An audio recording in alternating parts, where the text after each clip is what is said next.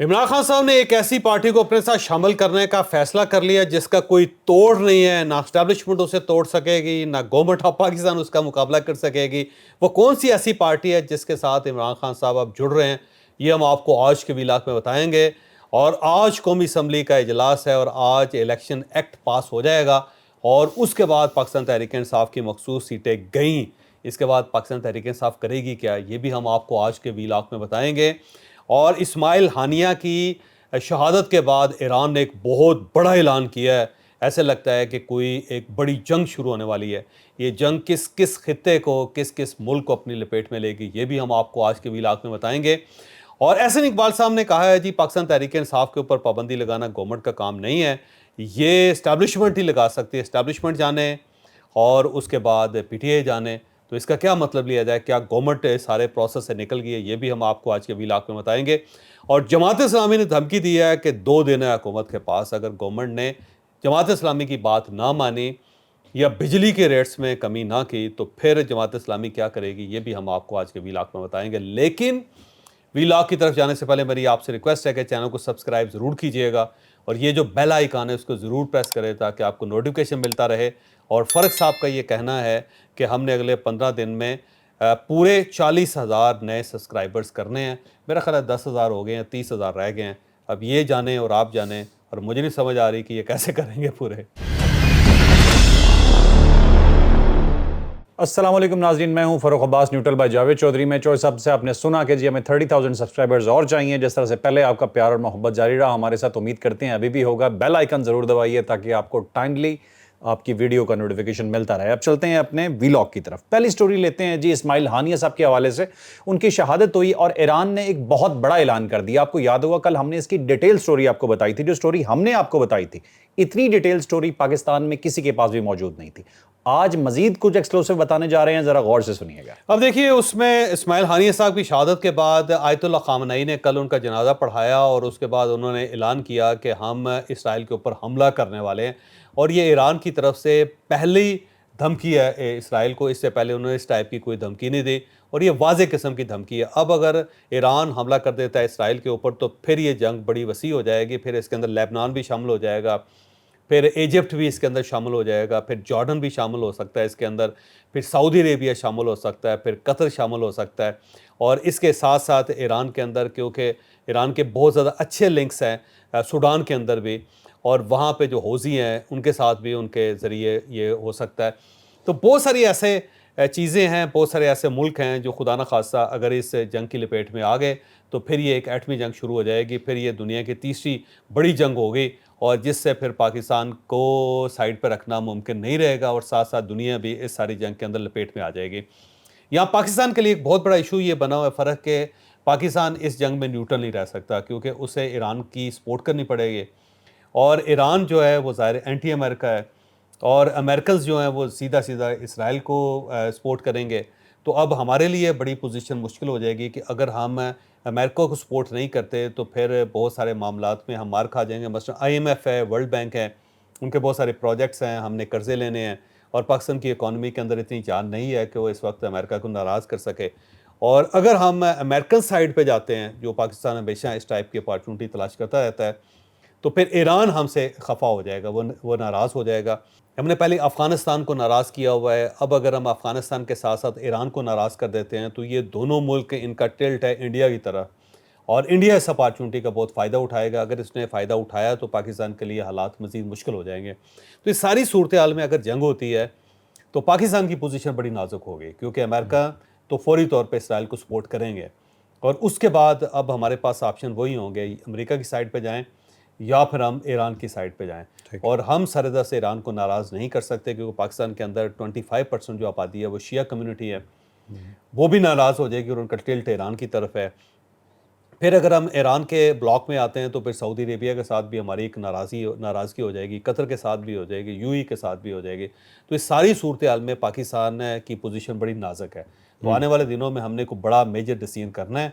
लिहाजा अब दुनिया की पूरी कोशिश है कि ईरान को रोका जाए कि वो को हमला ना करे इसराइल के ऊपर, क्योंकि अगर हमला हो गया तो दूसरी साइड पर टेक्नोलॉजी बहुत खौफनाक है اسرائیل پھر امریکنز کی مدد سے کوئی ایسی خوفناک ٹیکنالوجی استعمال کریں گے جس سے ایران کو بہت نقصان ہوگا، اور اگر ایران کو نقصان ہوتا ہے تو پھر پاکستان کو بھی نقصان ہوگا، کیونکہ پاکستان اس کے ساتھ جڑا ہوا ہے، پاکستان اس سے دور نہیں رہ سکتا۔ تو صورتحال انتہائی خطرناک ہوگی، اور اس میں پاکستان جو ہے وہ ایک بڑی نازک پوزیشن میں ہے، اور اس نے اب بڑی سنجیدگی کے ساتھ کوئی نہ کوئی فیصلہ کرنا ہے کہ ایسی صورتحال میں پاکستان کا رول کیا ہونا چاہیے۔ ٹھیک ہے چوہے صاحب، اس میں ایک چیز بتائیے کہ ابھی تک ایران کو بڑا ڈنڈ ڈالنے میں کامیاب نہیں ہوا اسرائیل کو، اور اس دفعہ آیت اللہ خامنہئی صاحب نے کہا کہ ڈائریکٹ حملے کرنے ہیں ہم نے اسرائیل پہ۔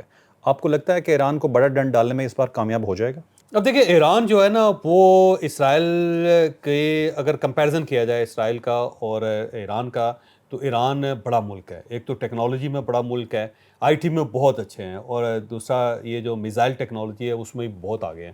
اس میں کوئی شک ہی نہیں کہ کوئی بھی مسلم ملک جو ہے وہ میزائل ٹیکنالوجی میں اور آئی ٹی میں ایران کا مقابلہ نہیں کر سکتی۔ یہ ایک حقیقت ہے جس کو ہمیں تسلیم کرنا پڑے گا، اور انہوں نے اپنی اس پوٹینشیل کو بڑا ہائٹ رکھا ہوا ہے۔ دوسرا یہ ہے کہ آبادی زیادہ ہے ان کی، اور تیسری چیز یہ ہے کہ واریئرز ہیں بڑے پرانے، اور آپ یہ سمجھیں کہ پچھلے 6-7 ہزار سال سے تو یہ مسلسل لڑ رہے ہیں، تو ایک جنگ کا ڈی این اے ان کا، ٹیکنالوجی میں بہتر ہے، پیٹرول بھی ان کے پاس ہے، پیسہ بھی ان کے پاس ہے، اور اگر ایران مار کھاتا ہے تو وہ اکانومی میں مار کھاتا ہے، کیونکہ ورلڈ اکانومی سے سائڈ پہ رہا ہے، ریسیشن بہت زیادہ ہے، ایران کے اندر بھی بہت زیادہ پولرائزیشن ہے، باہر کی فورسز نے وہاں پہ بہت سارے گروپس پالے ہوئے ہیں اس وقت جو ایران کی موجودہ جو گورنمنٹ ہے یا سیٹ اپ ہے اس کے خلاف ہے۔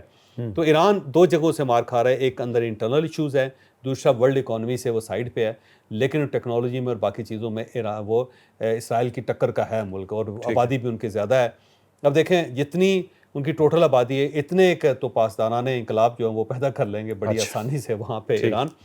لیکن اب ایشو اس سائڈ پہ اسرائیل کے پاس یہ ہے کہ اسرائیل کے پاس امریکہ ہے، اور پھر یورپین یونین بھی ان کے ساتھ ہیں، اور تھرڈ یہ ہے کہ ٹیکنالوجی ان کی بہت زیادہ ایڈوانس ہے، اور اس ٹیکنالوجی کے ہوتے ہوئے ایران میرا نہیں خیال کہ اسرائیل کا اس طرح مقابلہ کر سکے گا۔ تو صورتحال بڑی عجیب و غریب سی ہے، یہاں سے اگر کنونشنل جنگ ہوتی ہے تو ایران جیت جائے گا، اور اگر ٹیکنالوجی کی جنگ ہوتی ہے تو پھر ایران کے لیے ٹف ٹائم ہوگا، لیکن اس کے باوجود ایران جاتے جاتے اسرائیل کو ٹھیک ٹھاک ٹف ٹائم دے جائے گا۔ ٹھیک ہے ناظرین، چلتے ہیں اپنے اگلے ٹاپک کی طرف۔ پی ٹی آئی ایک گرینڈ الائنس بنانے جا رہی ہے، اس بار ایک ایسی پارٹی کو شامل کرنے جا رہی ہے جس کو انہوں نے بین کر دیا تھا۔ وہ کون سی پارٹی ہے، گرینڈ الائنس کیوں بن رہا ہے، اس کی پوری ڈیٹیل لیتے ہیں۔ اب دیکھیں، جو پاکستان تحریک انصاف ہے وہ بڑی پارٹی ہے، اس میں کوئی شک نہیں، ووٹ بھی ان کے پاس ہیں، اور پہلے پبلک بھی بہت ہوتی تھی، اور عمران خان صاحب کی موجودگی میں پبلک نکلتی بھی تھی، اور بڑے بڑے دھرنے بھی دیتے تھے، اور بڑے جلسے جلوس بھی کیا کرتے تھے۔ لیکن عمران خان صاحب کی غیر موجودگی میں پارٹی کے اندر کوئی ایسا لیڈر نہیں ہے جو پارٹی کو لے کے آگے بڑھ سکے۔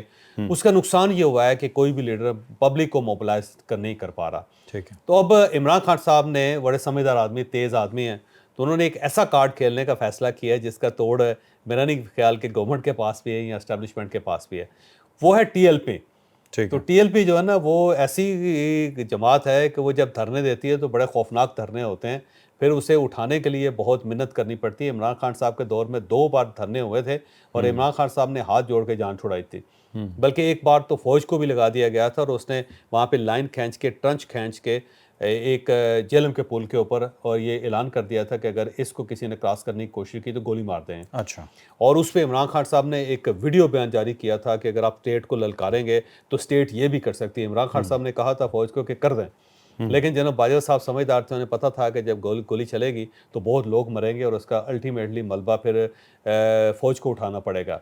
تو پھر انہوں نے کراچی کے کچھ لوگوں کو موبلائز کیا، اور وہاں سے مولانا بشیر صاحب آئے، عقیل کریم ڈیڈی صاحب لے کے آئے ان کو، اور وہاں پہ علماء کرام کو لے کے انہوں نے پھر آ کے ٹی ایل پی کی قیادت سے مذاکرات کر کے ان کو سمجھایا کہ اس لیول پہ نہ جائیں، یہ حالات بڑے خطرناک ہو جائیں گے، اور پھر کچھ لے دے کے ایک ایگریمنٹ کر کے ان کو واپس بھجوایا تھا۔ ٹھیک، اور عمران خان ہی وہ پارٹی ہے، یہ وہی دور ہے جس میں ٹی ایل پی کے اوپر پابندی بھی لگی تھی، اسے ملک دشمن بھی قرار دیا گیا تھا۔ فواد چودھری صاحب نے ٹیلی ویژن پہ بیٹھ کے کہا تھا کہ انڈیا سے فارن فنڈنگ ہوتی ہے، اس لیول پہ جا کے اس کے اوپر پابندی لگی تھی، لیکن اس کے باوجود وہ پارٹی بڑی تگڑی ہے، ان کے خاکسار بہت ہیں، ان کے جانثار بہت زیادہ ہیں، اور وہ تو باقاعدہ چیف جسٹس پاکستان کے خلاف اعلان کر سکتے ہیں کہ جناب ان کا ہوتانہ خاصہ سر کاٹ کے تو لے آئیں تو میں 1 کروڑ روپے دوں گا، بلکہ اس کے بعد کسی ایک اور نے 2 کروڑ کا اعلان کر دیا تھا، جس کے بعد تو یہ انہوں نے کہا کہ اب اس معاملے کو چھیڑتے ہی نہیں، اور وہ شخص جس نے یہ اعلان کیا تھا پہلا، وہ آج تک گرفتار نہیں کر سکے۔ تو اتنی تگڑی پارٹی ہے، تو عمران خان صاحب نے سوچا کہ کیسے تگڑے فریق کو اپنے ساتھ شامل کرتے ہیں جس کا کوئی توڑ نہ ہو۔ تو یہ جو گرینڈ الائنس ہے یہ ٹی ایل پی کے لیے بن رہا ہے، اور ٹی ایل پی کو اس کے اندر شامل کرنے کی کوشش کی جا رہی ہے. اور جب سے یہ خبر گردش کر رہی ہے، یہ نکلی ہے، اس کے بعد گورنمنٹ کی واقعی ٹانگیں ہل گئی. وہ واقعی اگر وہ عمران خان صاحب کے ساتھ جڑ جاتے ہیں تو لیتھل کمبینیشن ہوگا.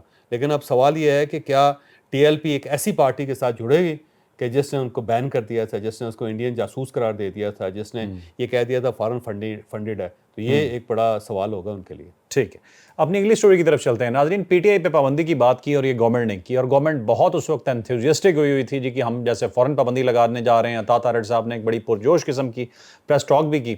اس کے بعد گورنمنٹ نے آئمائشائیں کرنی شروع کر دی. ابھی تک وہ پابندی نہیں لگی. اس کی وجوہات کیا تھیں وہ کچھ آج کھل کے سامنے آئی ہیں اور اس کی ڈیٹیل اور اس پہ روشنی ہم ڈالیں گے. احسن اقبال صاحب نے ایک بیان دے دیا. انہوں نے کہا جی کہ پابندی اگر لگانی ہے تو اداروں کے پاس اگر ثبوت ہوں گے تو ہم اسے دیکھ لیں گے.